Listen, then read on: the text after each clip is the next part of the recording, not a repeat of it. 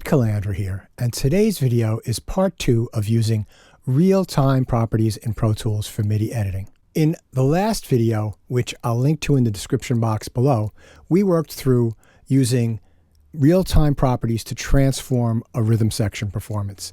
And in today's video, we'll be using them to transform orchestral music.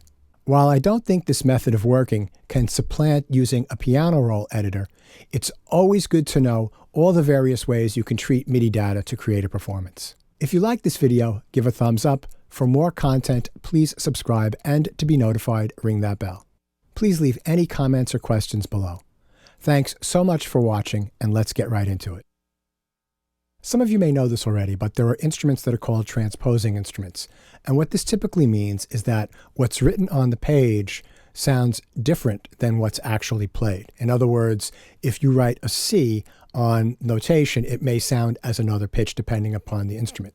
Examples of this would be English horn, alto flute, trumpet, saxophones. The most typically used instrument today would be possibly a guitar. And guitar is a transposing instrument in that the notation sounds an octave lower than what's written. And this is a place where real-time properties can help us out. So I've got this piece right here in Pro Tools. This very simple and very typical finger-style a nylon string guitar. Just an E major chord. Now an A over E. Right.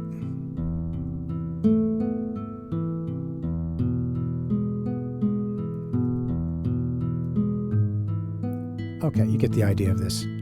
Let's take a look by clicking here in Pro Tools. You can see this in notation. There is also in Pro Tools a separate big notation window, score editor, but we're just going to stick right here in the edit window. Okay, so this is in treble clef, and we're in the key of E major, and you could see that, like, who can read that with all of those ledger lines? It's insane. Let me go to my setup here and go to Preferences and click on the MIDI tab and make sure that Display Events as Modified by Real-Time Properties is not checked, because we do not want to display the modified events. We want to keep them looking the way that we've played them in. So let me show you what I mean. So let me select all of this, and I'm just going to transpose that up an octave. And this is where you would typically see guitar music written. That is for guitar players that can read. There's a joke in Broadway. How do you get a guitar player to turn down? Puts the sheet music in front of him. All right, so that's our piece, and it's an octave too high, obviously, from where we want it to be. This is our acoustic guitar right here, and we can click on the transpose button here in real-time properties. And if you didn't watch the first video, you can see real-time properties over here. So you click on this little downward facing triangles and make sure that real-time properties are checked, and then they become visible. Just type in -1. And now this should play back an octave lower. And now it's at the right notation level. If you didn't watch the first video, you'll notice that right here, there is a T on the clip, which lets you know that there are real-time properties being executed on this track.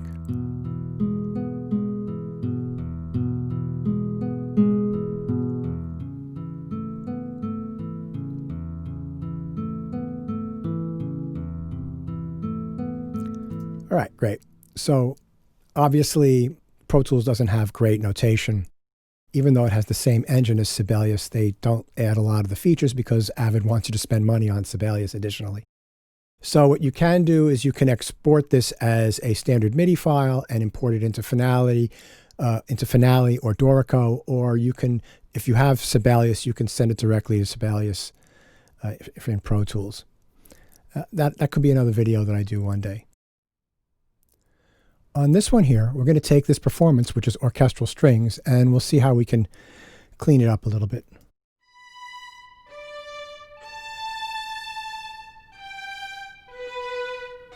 Right, you can see all those notes are separated. They're not really legato at all.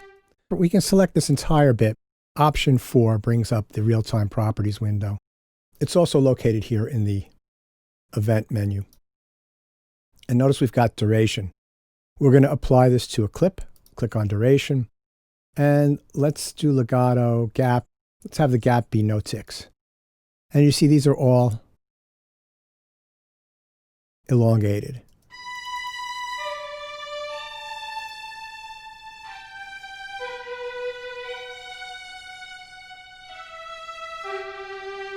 Right, that's still not good because it's just, there's no phrasing to it. Okay, so we've undone that. Let's separate out these two notes so that we get a phrase of dee doo da. All right, so we separate those out. Duration. And we're going to have that be, you can even have an overlap. I think that works well with legato. So just a little bit. And let's play this. Okay, and again, if we go here to preferences and we display events as modified by real-time properties, great. Now we can do the same thing here.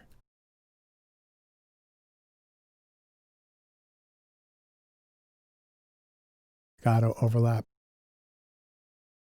go by 2 ticks. And again.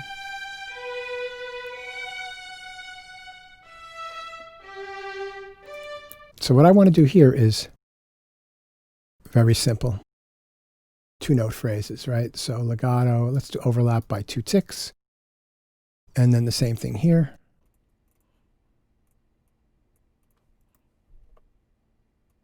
And then this one here.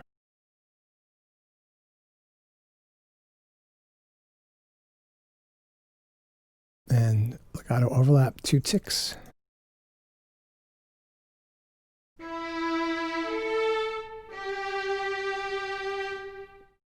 Actually, let's do this. We can do this entire bit here. And now we've got this.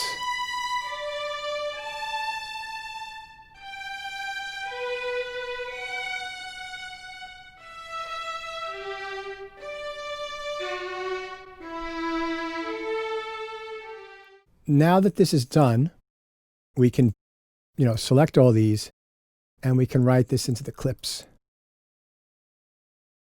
And you see that before that, there's an R on the upper right-hand corner here. And that means that we're using this clip-based real-time properties. So we're going to apply this to 10 selected clips. We're going to write it to the clips, and that's all done. And then now we can look at our velocity, and it's all over the place. So we can select all that, and we can change our velocity. And I believe if we want to get some of the portamento, we can make that 10.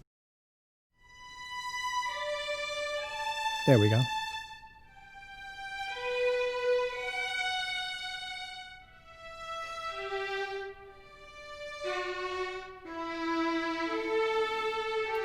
Yeah, this little bit here needs a little bit more editing, but I think we're just going to leave this for now.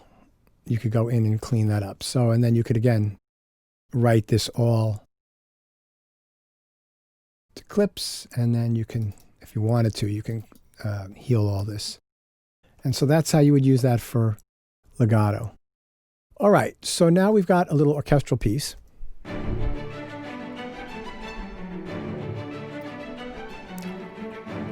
Upper strings and lower strings.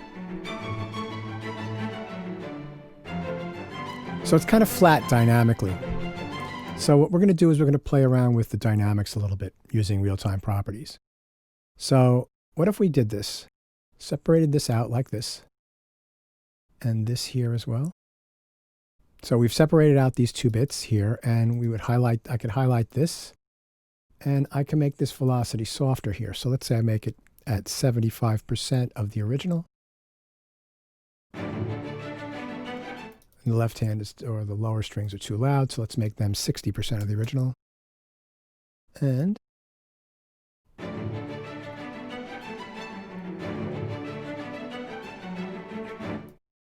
let's take this. I'm going to exaggerate these just to show that what you can do. So velocity, so let's make this 130%. And this, let's make this 115.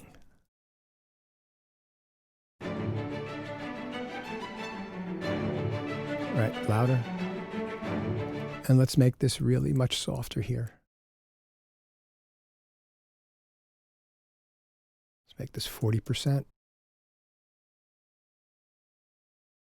30%. Oops, sorry about that.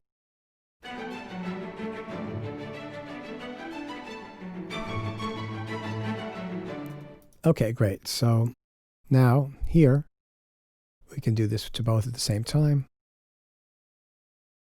I'll just separate out all these areas like this.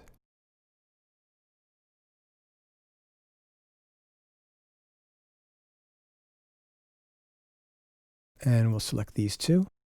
Velocity, let's make this, I don't know, 20%.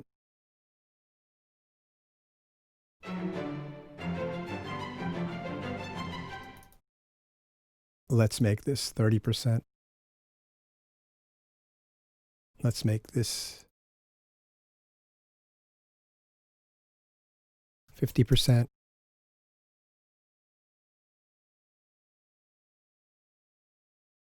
And let's make this 150. I'm doing these to exaggerate.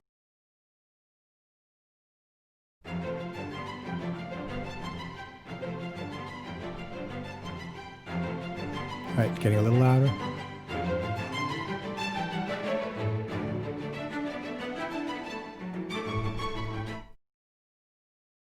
And let's really exaggerate the end.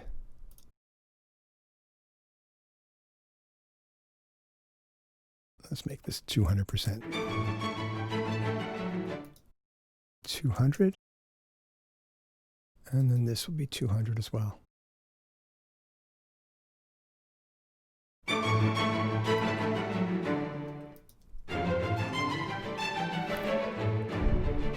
And then if you like that, you select all like that. And you write to clips. And then you can heal all that.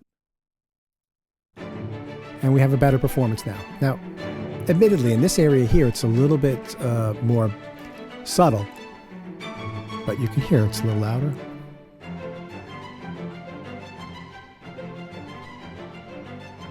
All right, getting a little more intense. Louder.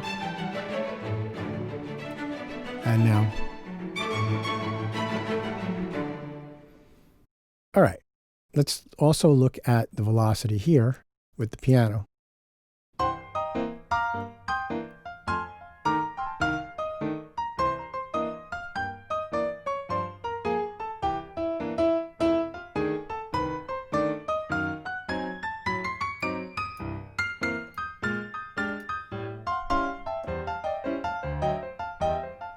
So some of those loudest notes are really piercing to me. So let's look at our velocity again. And I've got it set up here so that it's at a maximum of 100. So basically, this is sort of like almost doing what a limiter would do. It's just taking those top dynamics and squashing them down. Whoops. Let's make that a little bit less.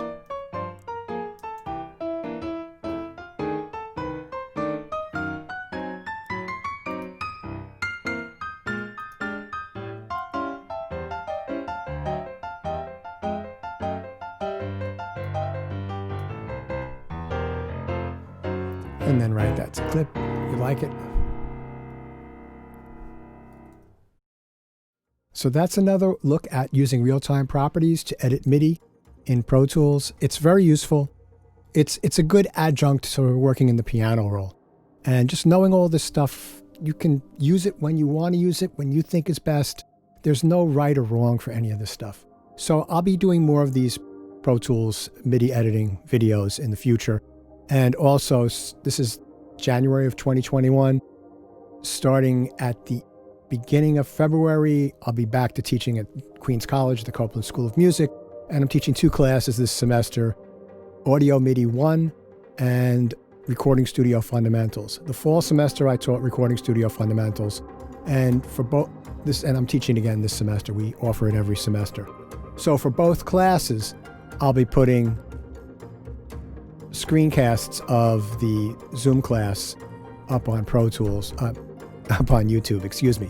So Audio MIDI 1, we go through a lot of MIDI editing in Pro Tools. We do a lot of work with it.